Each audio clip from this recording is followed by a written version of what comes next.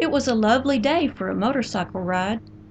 After putting on my jacket, full-face helmet, and gloves, I met up with 7 other lady riders for a day trip that September morning. We ranged from age 35 to 65, with me somewhere in the middle. Most had been riding for many years, and all were experienced riders. A discussion of the route was held. A suggestion to ride into the city of Fort Worth, Texas was nixed by myself and one other lady. Living in the country, most of us were uneasy riding in city traffic, so a trip to the picturesque town of Munster was mapped. After losing my corporate job of 21 years a few months before and unable to afford health insurance, I invested in a motorcycle riding jacket. This item has hard plastic armor in the arms, chest, and back. Of course, I got the red one to match my motorcycle, and I figured it would serve as insurance. My husband and I have always worn full-face helmets after an incident where a friend wearing a half helmet crashed in his own driveway, slid under a vehicle, and scraped his face off on the concrete. His brain was intact, but his nose and cheeks had to be completely rebuilt. Yes, we never wore anything but full-face helmets after that. On these ladies' rides, we often have a passerby use our cameras or phones to take a few photos at the various stops we make. This is usually not a problem, as a group of 7 to 12 motorcyclists who are all women often gains attention. Following this photo, we mounted up and headed out on a paved highway which showed to connect to another highway which would lead to our ultimate destination. After a few tranquil miles riding in a staggered formation, a sign appeared which said, "State Maintenance Ends." The road didn't appear any different, and the map had shown it to be paved, so we continued. The leader on her pearl white Harley-Davidson Heritage Softail was first. I was next on my Honda Shadow Spirit. Small signs with chevrons indicated a curve was ahead. Gearing down, I looked ahead through that curve as I was taught and took the angle at a reasonable speed and distance behind the leader. More small signs with arrows indicated the curve continued. Suddenly, the road took a 90-degree bend which caught us by surprise. The leader braked hard, sliding sideways. I saw a whole lot of the side view of that white Harley and swung to the left to avoid trouble. The pavement turned sharply away from my position, and I was riding in the gravel next to the road. Slowing and hanging on, I thought I had it under control. But the road had turned more quickly than I could. I was in the grass. In the next moment, my life changed. I felt the bike jump and remember my left foot hitting the seat as I flew off and hit the hard Texas earth. Tumbling, I instinctively tucked my arms close to my body, all the while saying, "Oh no, oh no, oh no, no, no!" When the tumbling stopped, I was in a fetal position on my side. Unaware of the panic behind me, one girl slammed her foot on the gear shift so hard it broke. Motorcycles stopped all over the road and my friends ran to me. Grass was in my mouth. My glasses were askew.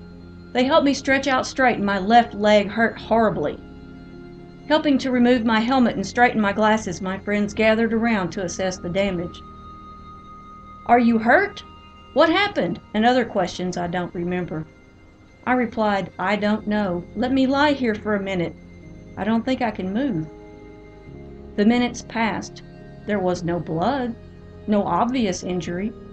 My hand went in the left pocket of my jeans to hold down whatever it was that was throbbing in that area, and my helmet was placed under my left knee to keep the leg in a reasonably pain-free position. One friend called my husband. He would come get me in the bike, but we were about an hour and a half from my home. A man stopped who used to be an EMT and helped assess me.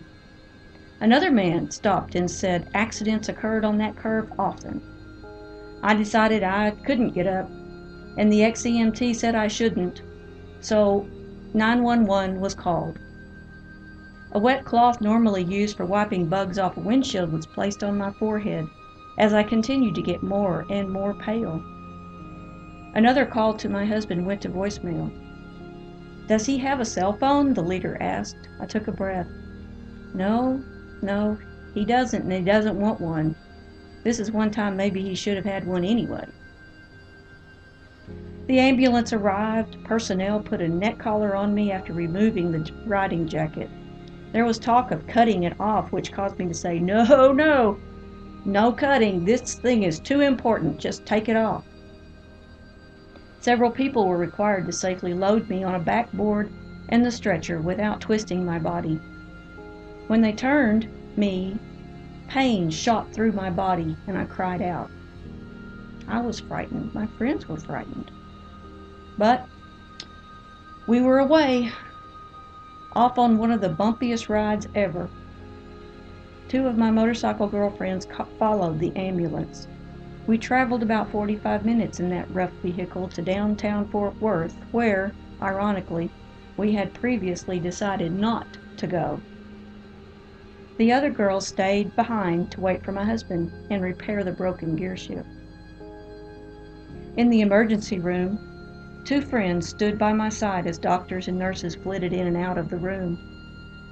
A lady who was brutally beaten by her husband was wheeled in, and the wheelchair parked next to me. She was bleeding and her face was so swollen. Lots of drama was going on around her.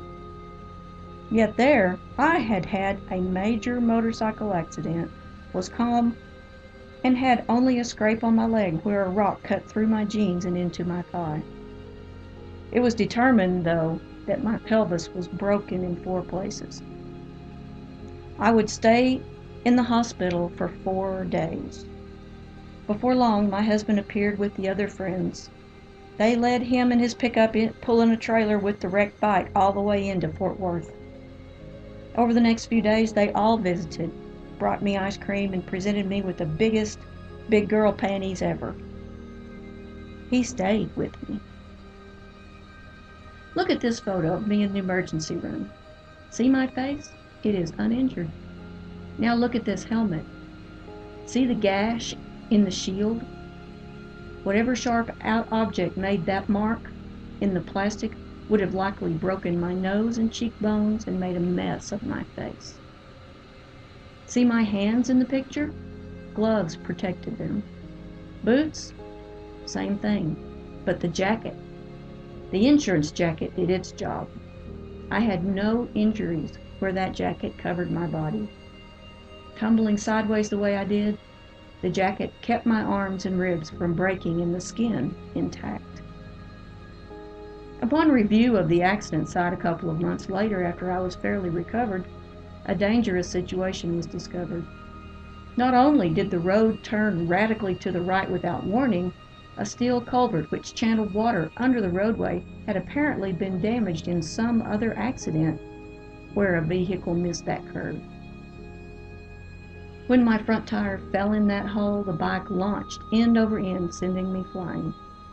If that hole hadn't been there, likely I would have just slid down, got up, dusted off, and continued on the ride.